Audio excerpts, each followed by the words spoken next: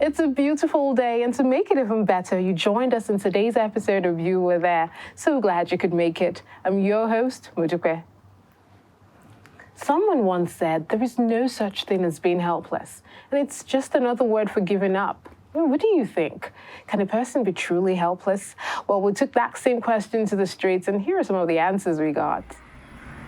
There used to be times whereby you feel like you have nobody. And there's this particular thing that keep coming to my mind. God help me. No, I disagree. Yes, but it's a choice. Yes, they can. No, it's not, that one is not possible. Yes. I would say yes in a way and no in a way. If you believe in yourself and you have a direction, I don't think you will be helpless. So if you feel you're helpless, you can actually call on God and say, God help me. And you see, you just make a way automatically. No matter how you see someone that will still help you, that is just it. Like me personally, I find asking for help very difficult. So in such times, I say yes, I've been very helpless. I think due to the situation of the country, a person can be helpless completely. No, I don't think, because even in my village right now, I know a man, he's a retired soldier, but he was updated, but he's still working up to date. He can go to farm, he can be of help to himself, not before talking about the surrounding neighbors. When you have no alternatives and all your alternatives that you thought you had are no longer viable anymore, it's very possible for you to be helpless. Yes, someone can be completely helpless when that person tries to get a solution and the person doesn't even have any help or doesn't really get anybody to assist. So it's possible for someone to be helpless. Well, I'd say don't judge a man or a situation until you've walked a mile in their shoes. What would you do if you only had a dirty point for hundreds of miles? You know it will make you sick, but the only way to survive is to drink it anyway. That was a story of Karara community in Nasarawa state until you stepped in.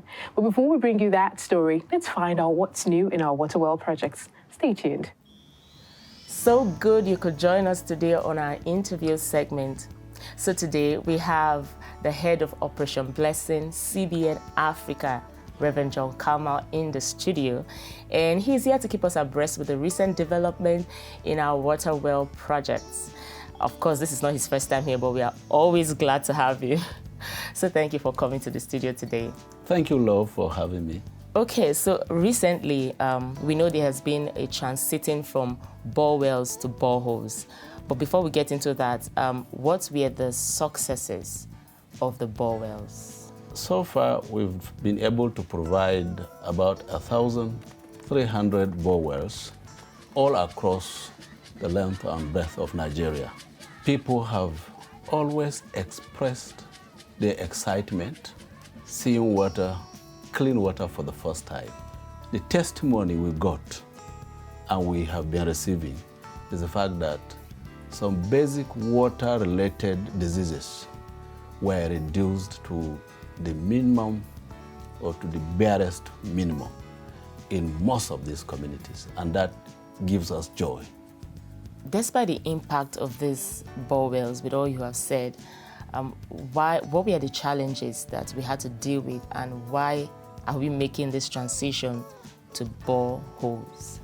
We provided bore wells to so many communities, but it has its own limitation. It dispenses just a little lower than the normal borehole. And that is why there are small numbers that can effectively use it. And then that is one challenge. The other challenge is the limitation in terms of budget.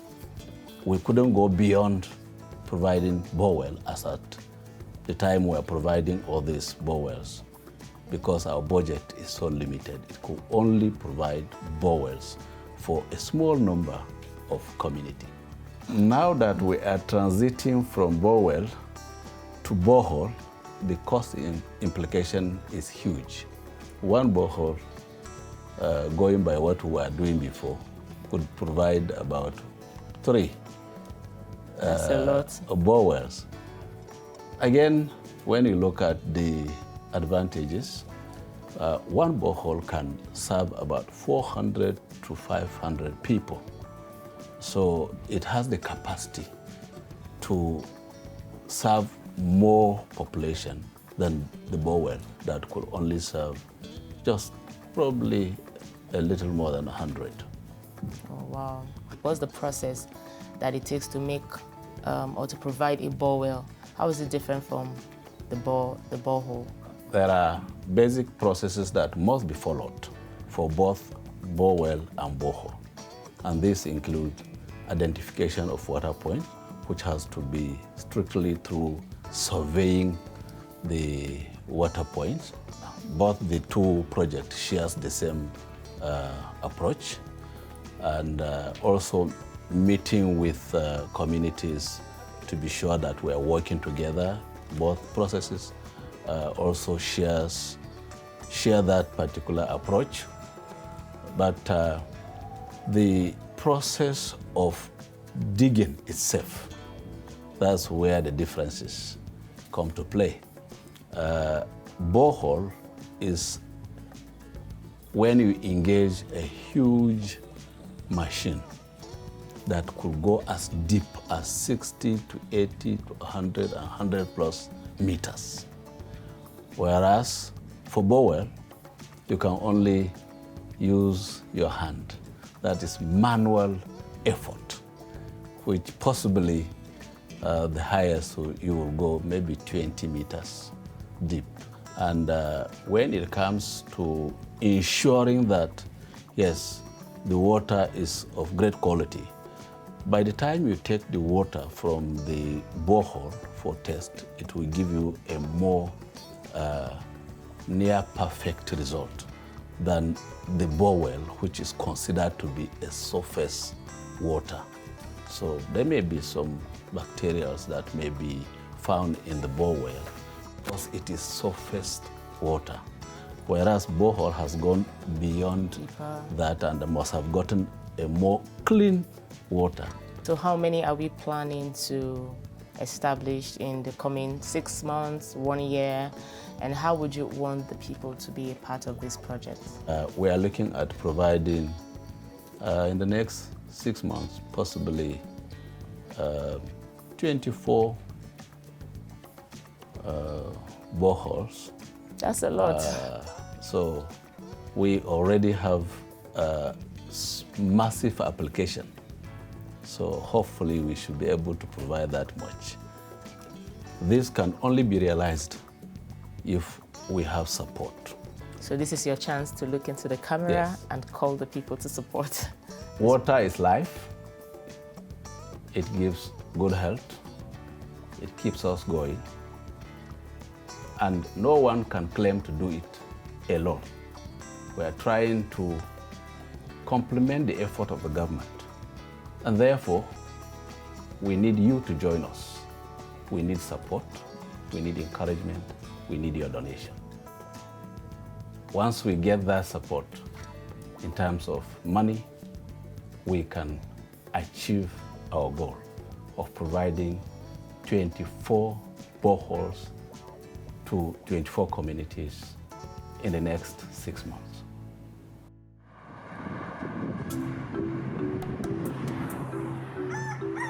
Angwan Karara has been in existence for almost a century, and this muddy pond has been their only source of water. In most communities in the rural part of Nigeria, getting clean water is one of the major challenges you'll find. You take care of that, you take care of a lot of problems. Where we get water is far, and the water is dirty and gives us diseases that will give you stomach pain. I've experienced a lot of sicknesses like typhoid fever. And for the CBN team, it is an opportunity to bring healing and health to a community hurting and desperate for a change. We chose this community because after assessment, we discovered that they are having a serious problem of water. We are looking at to bring lasting solution to the community to break the barrier of the water shortage in the community. With the help of the CBN partners, the team arrives Angwan Karara with all the drilling equipment ready to make that change. After many days of drilling and undergoing other processes to get water out of the ground, it is now time to carry out several tests to ascertain the safety of the water for use. Excitement builds up in the community as the color of the water gets clearer. As they are working, we are very happy. Our heart is at rest like cold water.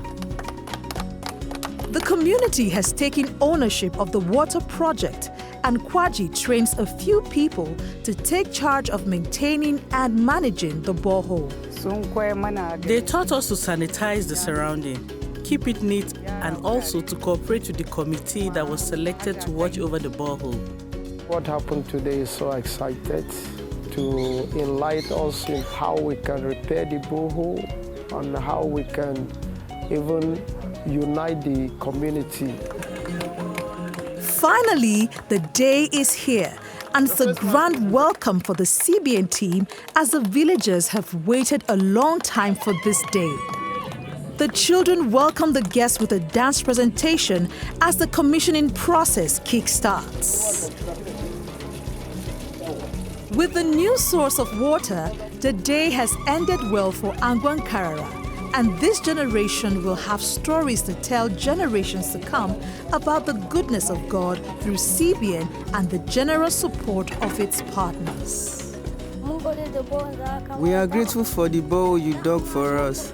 May God bless him or her. May God grant his heart desires. The resources he used to dig this bowl, may God replenish it.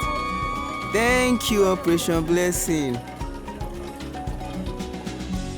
The people of Karara had to survive on the same dirty pond day after day. But now everything is different because you brought life and hope.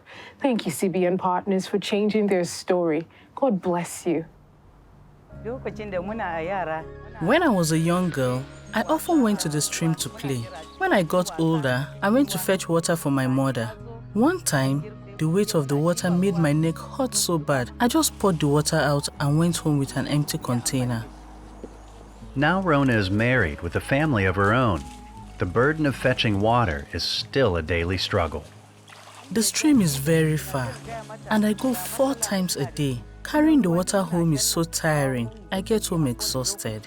And even though my body needs rest, I have to keep going because there are always chores waiting. And the water she gets is contaminated. It smells and tastes really bad. I feel terrible drinking that water and giving it to my family, but I have no choice because it's all we have. We often get intense stomach aches and vomit. When my son was 3, he got very sick from the water. I am thankful he survived because I thought he was going to die. I prayed all the time for God to send us help. When Operation Blessing heard about the suffering in Rona's village, we dug a well near her home and helped bring healing and health to an entire community desperate for change. When you came, we were all so grateful. We could not hold back our joy. I've never had this kind of water before. It feels like life to my body. Every time I drink it, I feel good and healthy. We no longer have any sickness from bad water. With the well this close, even my daughter can easily fetch water. I have more time to do things like helping my husband farm. And now, before noon, I am done with my chores. I have time to give my body rest and to hang out with my friends. Something I couldn't do before now. Life is good. Thank you, Operation Blessing, for giving us a new life. We are healthy and we are happy. Thank you, thank you, thank you. You stepped in and gave that community a clean water source. Now Rona and her family are happy and healthy. Can you imagine the many stories like Rona's that you changed in that community? Thank you, partners, for touching so many lives. What does it feel like to be the reason lives are saved? A lot of rural communities have to drink from dirty ponds to survive, but you can change all that. You can save lives around the world. Partner with us by giving monthly to support individuals and communities like the ones you've seen today. To begin, just call any of the numbers on your screen, or you can sign up on our website by giving from 2,500 Naira monthly to 84,000 Naira monthly. We can't wait to welcome you on board. You were there when the water flowed and the children danced for joy. You were there when the doctors came and saved their little boy. You were there to speak the truth, send the gospel near and far. You were there to change their lives right from where you are. Thank you, CBN partners, for making a difference around the world. Your gift of love has changed life and eternity for millions. When hurting hearts reach out and cry, does anybody care? You were the one who brought the gift. Thank God that you were there. Welcome back. If you're just joining us, this is You Were There, the program that gives you front row seats to the journey of transformed lives, made possible by the generous giving of our partners. There is a time to be young and there's a time to grow old because aging is inevitable. When they were younger, they cared for their kids and supported them. But when people grow older, it becomes more difficult to care for themselves. Should they be left to fend for themselves, or is there a better way? The woman in our next piece shares her answers to those questions and more. Don't go away.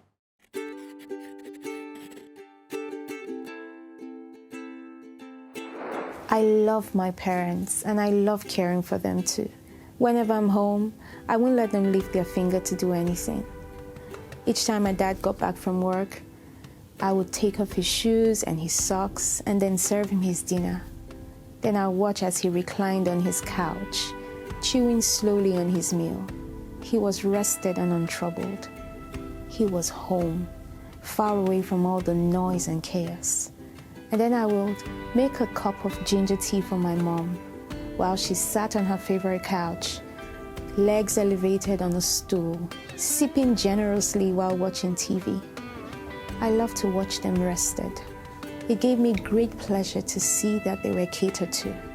As a partner with the 700 Club, I often think about the elderly men and women in faraway communities who have to walk long miles to get drinking water, or till their farmland with poor eyesight and little strength. I can't bear the thought of it. Every month, a certain amount of money leaves my account to go and be a blessing to people whose names and faces I may never know, but whose lives I'll forever touch. There's so much more to be done, and so many more people to reach with drinking water and better Medicare. Please become a partner with the 700 Club today and make many people's lives better. God reward you exceedingly. I agree with you, Paula. There's still many people out there who can't help themselves. And if we only focus on us, we may never reach them with the help they need. A big thank you to CBN partners for looking beyond your needs to change the lives of total strangers. Up next is a beautiful transformation story of 4 communities laid out in pictures.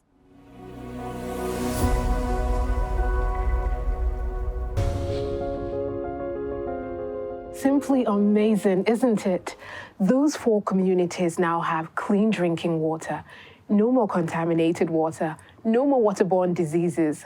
Thanks to Operation Blessing, the people in those communities are no longer helpless because you chose to help. Now, don't leave just yet. We've got comments from our online audience coming right up.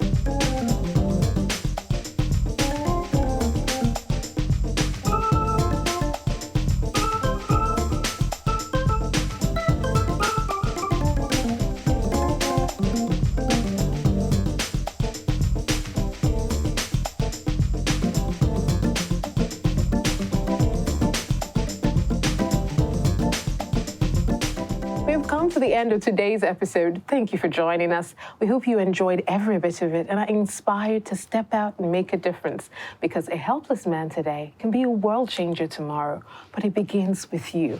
So why not try to be someone's helping hand today? Until next time, it's goodbye and God bless you.